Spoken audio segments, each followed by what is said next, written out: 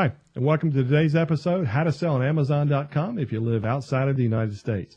It dawned on me the other day when I was in my Facebook group with my students, how many of them were actually from outside of the United States. When I was a child and growing up in a very small town, I don't think I met anybody from outside the United States until maybe I was out of college, maybe just a handful before then. But now we live in a world with the internet and instant communication and instant shipping almost, it seems, to where the world has really become a very small place, and you see people from all over the world taking part in commerce and having opportunities because of the internet that we didn't have a generation ago when I was much younger.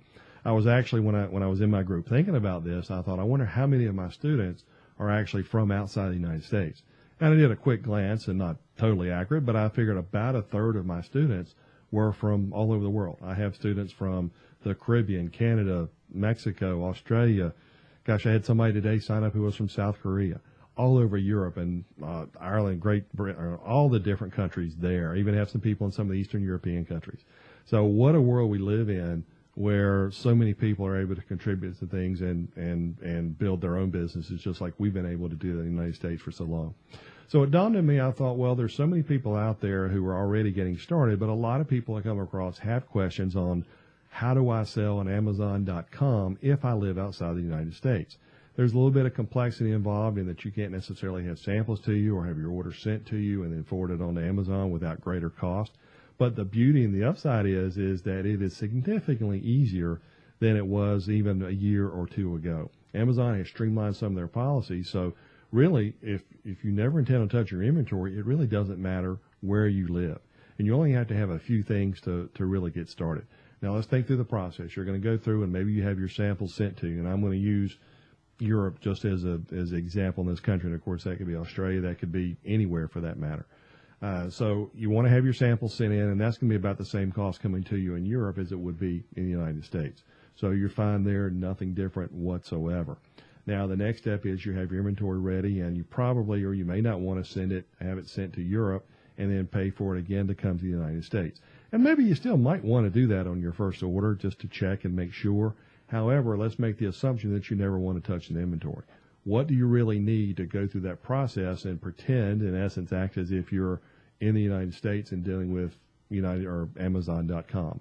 There are different versions of Amazon.com. There's several in Europe, a couple in Asia, Canada, etc., and they all operate separately. But again, this is designed for somebody who lives in any of those places and wants to sell in the bigger United States market. Here are a couple things that you have to have. The first thing, when you're setting up, you don't need to really have these things when you're setting up your Amazon account. And before, just to kind of put this in perspective, a year or two ago, you used to have a physical address in the United States where you had to go rent something. You had to have a United States bank account. All these things were sent back and forth and wire transfer of monies and all these crazy type of things. It was very difficult to do that. Amazon realized we're in a global marketplace, so they updated some things. So really, here is all that you really need to have to be able to set up your account and be able to sell on Amazon.com. The first thing you need is you're going to need a credit card. And for most people in the Western English-speaking world, that's a Visa, MasterCard, a credit card that can be charged internationally, because you'll need that to pay for some of your Amazon fees, and they'll just need to be able to have access to charge you on a monthly basis for your seller account, things like that. But it can't be a local card. It has to be something they can charge internationally. The next thing you're going to have is a local bank that accepts ACH payments, which really stands for Automated Clearinghouse. That really means that your bank accepts wire transfers. So if you're in the Amazon.com and you've made money from your selling, they're going to transfer that money to you electronically. Most modern banks are ACH clearinghouse banks, so really not an issue. But just go check with your local bank and make sure that you've got everything in place to be able to accept payments coming in like that. The next thing you want to have is a local address, and you're going to need to fill that out, local address being within your own country, local address, because when you're setting up your account in Amazon, they simply will say, are you in the United States or are you outside? And then you follow that format when you're setting up and then put in your international, in this case, your local address in that form. The other thing is that you're going to need to be in a country that supports what Amazon calls their types of currency. And really what that means is Western world currency. So whether it's Australia, Canada, Europe, most of the pounds, euros, that type of thing, most of the world currencies, the bigger currencies, are going to be accepted in that. You're also going to need a phone number with an international prefix, because when you set up an account, they send you a text message to verify that everything is okay and that it's you and you're really not setting up an account for somebody else. So as long as you have a phone that can accept a text, you should be in good shape off of that. The other thing you're going to need is a United States EIN number. And different companies have different tax numbers, different business numbers, but in the United States, an EIN number stands for Employment Identification Number.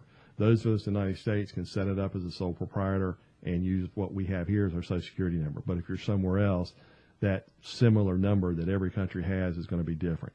To get an EIN number, it's free of charge. All you do is when you go to the IRS.gov website, which the IRS in the United States stands for Internal Revenue Service. It's our tax collection here. So you're going to go to that website, and anybody, whether you're a U.S. citizen or non-U.S. citizen, you just fill out the form, and they'll give you an EIN number. And then that EIN number is what you use as your business number when you're filling out your form to become listed on Amazon. Easy process. It's not complex in any way, shape, or form. About it. It's that simple.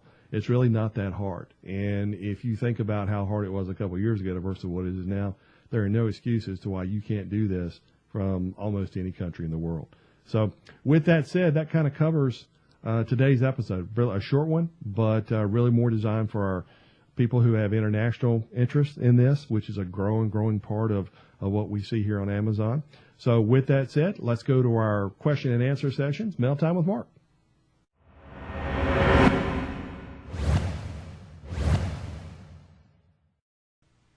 Okay, welcome to this episode's question and answer session.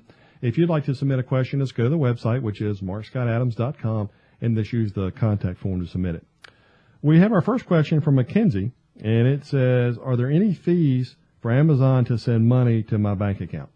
Well, there used to be. A couple of years ago, when you had to have that American bank account, then you would have to pay that roughly $50 for the wire transfer to send it back to your account outside of the country.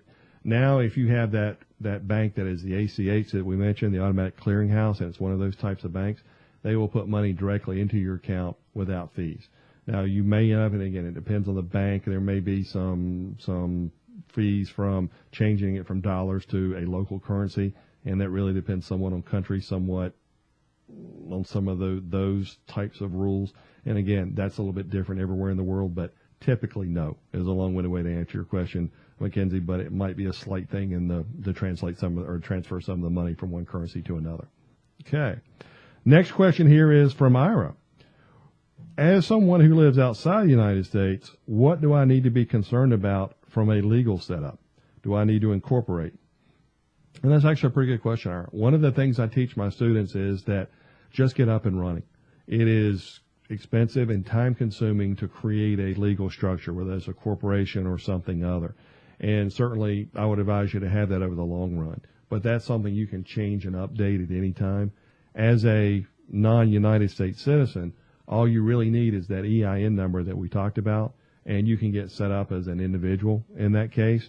And while you're getting set up, while you're getting your business established, if you choose to want to create more of a corporate structure for the liability reasons or other reasons that are really too complex for this discussion, but if you choose to go that route, you can change and update that at any time. But again, I just would, so many people I see get hung up on one area, and it prevents them from launching and getting started. But good question on that. So again, thank everybody for coming into this episode, and I hope you learned a lot if you're from outside the United States, and I hope you have the confidence to move forward. Thanks again. See you next time.